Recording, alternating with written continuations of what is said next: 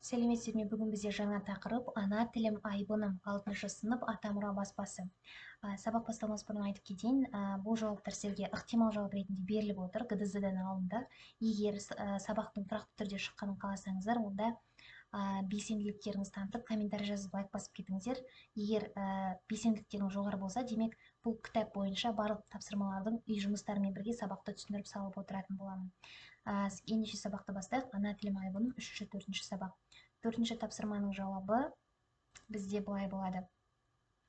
Бұл жерде тапсырмада не істеу керек? Бұл жерде мына сөздерді мына бағанға орналастыру керек. Міне, ананың ақ сүтіне бойымызға біртіндеп сіңіреміз. Біртіндеп. Демек, бізде бұл қайсысы болады? Біртіндеп. Мынау болады, иә? Осылай жазып шығу керек. Біртіндеп сіңіреміз. Тіл бүкіл халықтық игілігі, халықпен бірге жасап бірге дамиды. Ана тілі атаңның, анаңның тілі, туған халқыңның тілі. Ол біздің өмір бойы өзгелермен ұғынысатын негізгі қатынас құралымыз. Ана тілі арқылы атадан балаға ауысып отырады. Яғни, келесі бағанда жазулары болса. Келесі 6-шы тапсырма. Тіл ұлттық құндылық тақырыбында ойыңды жинақтап монолог құрастырып айтып бер.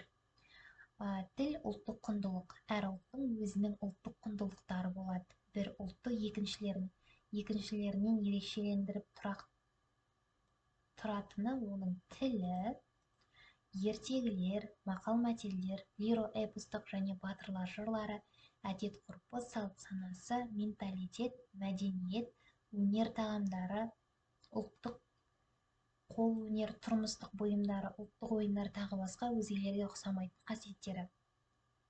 Осылардың бәрі ұлттық құндылыққа жатады. Бұл жай ғана монолог, бұл оның жалғасы. Тіл ең асыл құндылық, тіл ең керемет қатынас құралы. Әлемдегі ең көп таралған тіл ағылшын тілі, себебі оның таралу және қолдану аймағы кең. Ал ең сұлу тіл деп француз тілін айтады.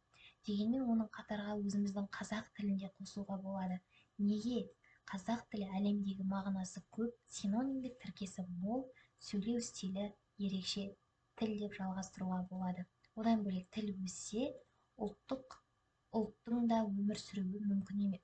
Тіл өлсе, ұлттың да өмір сүруі мүмкін емес. Тіл тарихы сол тілді жасап келе жатқан халықтың өткені, бүгіні, болашағы. Тіл қай елде болмасын қастерлі, құдіретті, рухани әрі тарихи құндылық.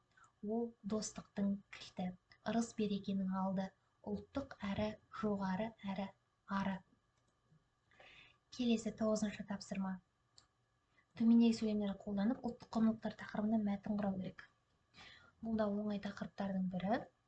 Мына сөздерді сіздер қатыстырып, ұлттық құндылық тақырыбында өздеріңіз мәтін құрау керексіздер. Бірінші кеттік. Бұл үлгі ретінде беріліп отыр. Тағы да айтамын. Әр ұлттың өзінің ұлттық құндылықтары болады. Бір ұлтты екіншілерінен ерекшелендіріп тұратыны оның тілі, ертегілері, мақал-мәтелдері. Яғни 9-шы тапсырмада осы үлгіде орындауға болады. Бұл оның ықтимал жауаптары. Балалар, осымен тағы сабақ аяқталды. Егер сұрақтарыңыз болса, комментарийге қойыңыздар. Алдағы уақытта жауаптарын әлде де басқаша етіп шығаратын боламыз, егер белсенді болсаңыздар. Сабақ аяқталды, сау болыңыздар.